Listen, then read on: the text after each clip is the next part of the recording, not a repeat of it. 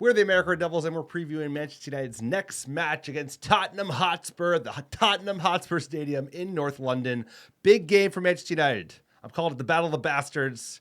Former top 6, top 4, at least us we used to be winners, are playing in the bottom. Somehow, Spurs have less points than United do. United are sitting on 29 points, 1 point away from like the safety zone. Usually when you clear 30, you're pretty good in terms of surviving the season. And somehow Spurs have even fewer points. I believe they have 27 points. So true Battle of the Bastards in London. United with good rest, right? I remember the last time we had this much rest. Friday game, and then we're playing the following Sunday. It's away, of course. They need it. We need it. They're dangerous because you don't know. They've been losing to everybody, but we've been losing to everybody. So this is going to be a big game for Manchester United. Big test for Ruben Amorim. Very interested to see what his tactics are. Hopefully it's more like the second half of Leicester instead of the first half of Leicester.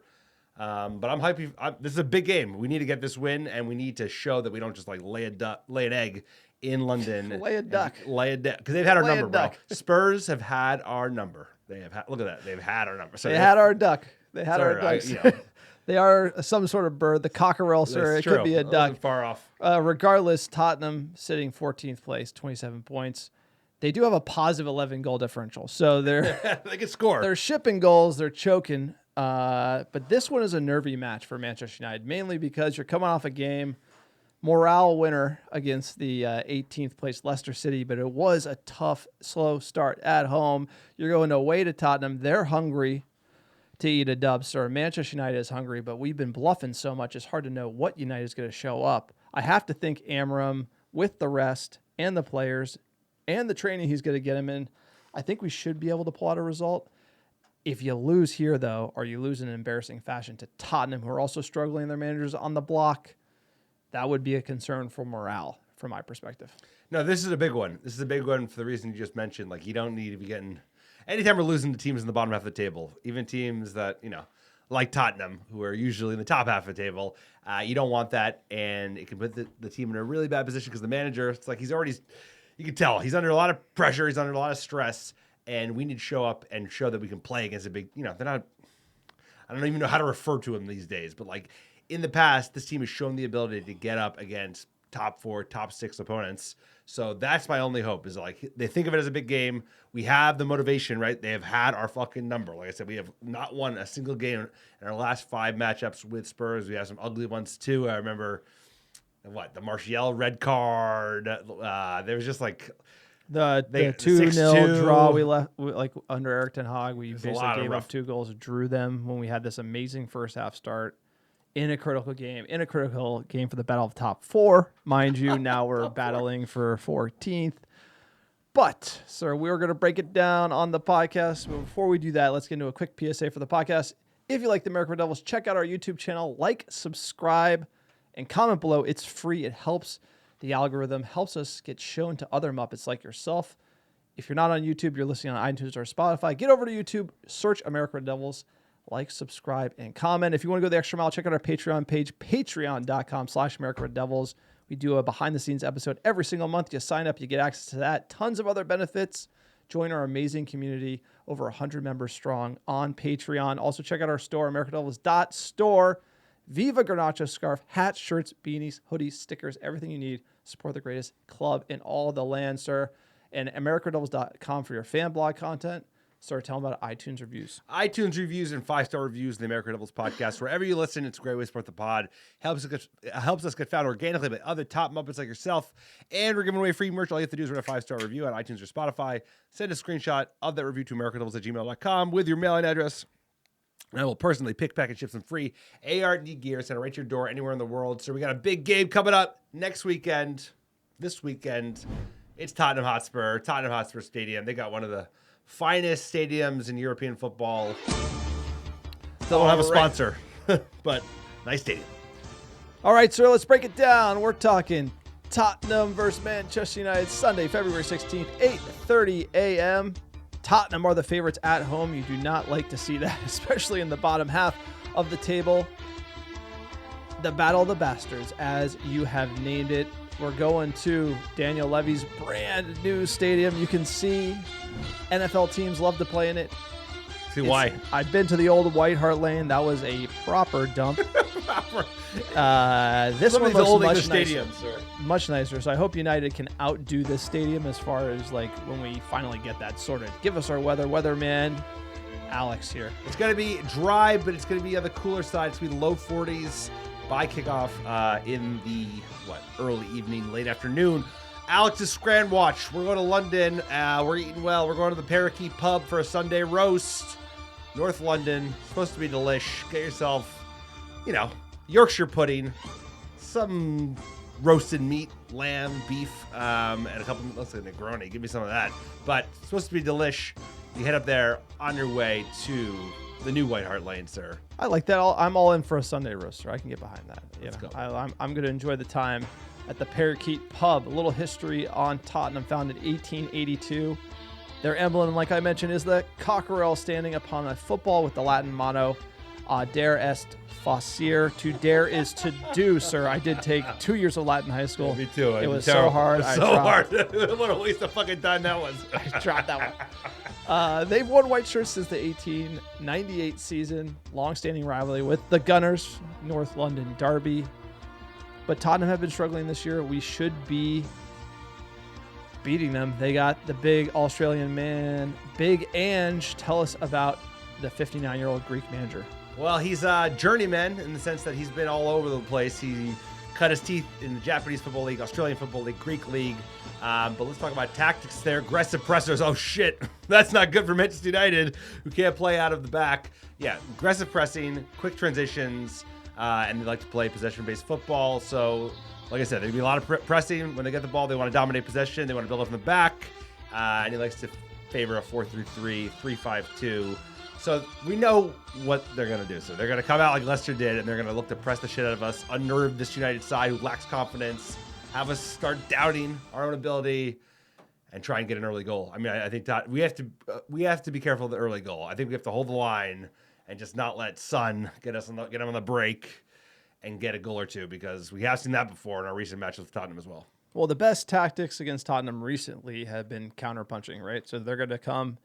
We got to be able to counter, but that's not how Amorim wants to do it. So it's going to be a toe-to-toe, just like hang it out there fest, see who comes up. I think there's going to be a lot of goals conceded, and I hope we can be on the winning side at the end of the day. Let us know, sir, what did you make of their summer transfers? Solanke, we rated him. We still do. Bournemouth. Yeah, he just got a knee injury, but he was scoring more goals than anyone United did. They also signed right back Archie Gray, highly rated youngster out of Leeds with a pretty strong family pedigree as well. A couple of youngsters. I mean, they are buying young. I like that. That's what I want to see from my club. 19-year-olds, 21-year-olds. But and obviously they got Matthias Tell from Bayern, of course, in the deal that we thought we might try and gazump, but obviously that did not happen, sir. Is that a proper gazump? We got gazumped? No, I think we just never in it. We were not gazumped. Never in it. It's nice to see Tottenham like signing an attacker when they're 14th, and United's like, we're good. Coming into this game, last five, Hoffenheim, they beat them 3-2. They are doing well in Europa League. Leicester City beat them. So you do the math. We should be beating Tottenham. There you go. They cooked Elfsborg, beat Brentford 2-0. The EFL Cup, Liverpool scorched them 4-0 Scorched them. There's levels to this game. Playing Villa tomorrow. They're probably going to get bodied by Villa. So good game to watch. They are playing. Yep, they're playing Villa, so they're gonna have shorter rest. We are going to their house though, so it is going to be interesting. But United's actually been frisky away, like you mentioned. We haven't beat them in the last five, so Tottenham has our number. Sir, give us our player to watch here. With Solanke out, everyone knows Son. We featured him last time when United played them in the EFL Cup, I think a couple months ago. Archie Gray, he actually looked pretty good, all things considered, against the Scouse Bastards when he featured a couple days ago. He's a player, one for the future, but he's one to keep an eye on, especially in this side where, they're going to come at us, and our fullbacks can sometimes be vulnerable. So this will be interesting to see. If Dogu lines up at left wing back, is it Ahmad? Does Maz get pushed out? I mean, I have no idea where he's going to go, but that's the thing I'm most intrigued about is like, what does our manager do from the jump with this 11, this opponent? Because he's a tinkerer, no doubt about it. He tinkers. He likes to move things around. Looking at the Tottenham 11 when they lost to Leicester, Richarlison, Charleston. Kulievsky, Son, Sarr, Bentancur. Obviously, Madison's out. Davies, Amari Gray. Poro's a good player. Poro, yep. Bergvall. Sarr's a pretty good player. I mean, they have a strong, like... They do. They have a better squad than we do. Like, they have injuries, so do we. But just like they have a more complete team as far as selection goes. Maybe not... They don't have quite the talent that we have. They don't have a Garnacho. They don't have a Bruno Fernandes or even like a Harry Maguire in the back line as far as like internationals go. But they're like, they should be doing much better than 14th. Yeah, they should. They have a hardworking team. They have talent in it. You know, it's like you would think this team could finish in the top 8. But Ange usually wins in the second season. He usually wins something. It doesn't look like it this year. I guess if they go the distance in the FA Cup. But we'll see. Big game. Can't wait. As far as United's 11 goes, we beat Leicester 2-1 with Onana, Lenny Euro, Maguire, Mazraoui. We had Dogu on the right, Ugarte, Bruno Fernandes midfield, Delo on the left. We had Diallo, Hojlund, and Mainu up front. I think the manager's going to make some changes. What do you think? I actually don't think there are going to be any changes. I think he might just switch things around. I mean, maybe he'll do... I don't know. He's not going to go right to the second. I'm going to stick with this. Dogu is not going to stay on that right. He's going to stay in the 11. I'm going to switch Dogu and Delo. I'm going to keep the same 11 and put the guys in their actual position. I don't know what else you do for the back three. Maybe you switch Euro and Maz. I think a Xerxes plus a Garnacho could be like an interesting spice here. I think Hojlund, Mainu, is that really the dynamic that's going to get you to goals? Hojlund goes missing. I felt like, when you're playing Garnacho and Diallo, Xerxes, things are a little more lively, and you have almost Xerxes in the 10. It just depends where he actually gets the players on the pitch when we're attacking in the attacking phase. But I think that'd be more interesting to me than Mainu Hojlund. It just don't. So what do you got? Like I said, you got Garnacho plus a Xerxes. Just switch it up for the sake of switching it up, because we haven't found what works yet. So I don't know if we want to stick with this necessarily. Looking at the odds, what do we got? Tottenham are the favorites, plus 135 for them at home, plus 280 for the draw, plus 175. So you're up. Match prediction game. Got a comfortable lead here for the steak dinner. He looks at it every night. He looks at it every night. 3 points for... I wish I had the time. Honestly, I wish I had the time to worry about this more than I do. But it's nice to come and do the pod and then remember that I'm winning. So I'm going to have to say this game has draw written all over it. Manchester United 2, Tottenham 2. I would consider that a good result away from home against a Tottenham team that can score a lot of goals, and we can't score. So this is what I got. I think we're going to struggle. I think it's 2-0 Tottenham, unfortunately. This team, it's going to happen. I mean, they should be up for it. It is a big opponent. It is a shit ton of rest. I mean, when's the last time we got like 10 days rest? But I think they're going to disappoint us, and that's just going to ruin probably right. That's about right. That feels right. That's probably right, but it's a generous kickoff time here on the West Coast. So hopefully everybody has a... If it was at 4:30, I know for sure we would be losing. But the fact it's at 8:30, it's encouraging. But that's it. That's the podcast. You like the American Red Devils, please subscribe to our YouTube channel. Also, check out our store, americanreddevils.store, patreon.com/AmericanRedDevils to go the extra mile. Support the podcast. Help get the word out there. Like and subscribe on all the socials. You know what to do, sir. Give us our top downloads last 7 days. Number 1, how you doing? Chicago, Illinois, Manchester, England, Brooklyn, New York, Dublin, Ireland, Los Angeles, California, New York, Houston, Texas, Melbourne, Australia, Dallas, Texas, and last but not least, Charlotte, North Carolina. I appreciate all the American Devils listening week in, week out. Appreciate you. Big game against Tottenham at their house. We got to win. We got to show up. We got to not lay an egg. We got to not roll over. Let's show some fight. Let's get 3 points, and let's start building something. Because, goddamn, I can't keep these losses coming, sir. You need to turn it around. Sir, legend of a song, always at the wheel. Full 'em away. Let's go.